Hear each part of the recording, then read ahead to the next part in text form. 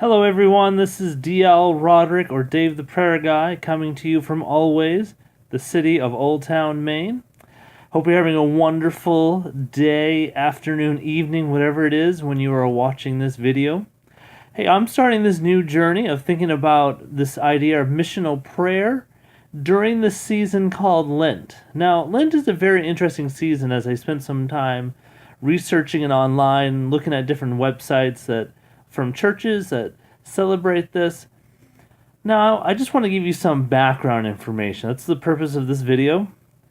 So sit back and watch it. And the first thing I want to talk about is the word Lent. Where does that word come from? Well, it's come from an Old English word that actually means lengthening.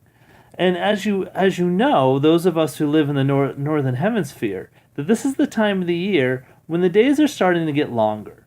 So as springtime is coming, the days are getting longer, which I think is a great thing. So that's where Lent kind of comes from. Because as we go through Lent, starting with Ash Wednesday, which just happens to be a week from this Wednesday, can you believe it? It's coming up that quickly. Is that the days are getting longer, especially as we go into spring. So we have a little, probably more awake time maybe to use that time to spend with God. That the light is increasing as Jesus does his ministry, kind of like the light of the world increases. As more and more believers happen, more and more believers turn to Christ for the first time. So that's where kind of like the word Lent comes from. It's also very interesting that the church in the West and the church in the East kind of count the days differently. The Orthodox or the Eastern Church start Lent off on a day called Clean Monday. And then they move on over, and then it ends on a day that they call Lazarus Saturday. And then Holy Week is actually considered different. Where here in the West, the Western Church, we count Holy Week as part of Lent. So I found that interesting. Just wanted to pass that along to my readers out there. Since I live in the West, here in Old Town, Maine, I'm going to follow the Western calendar for Lent.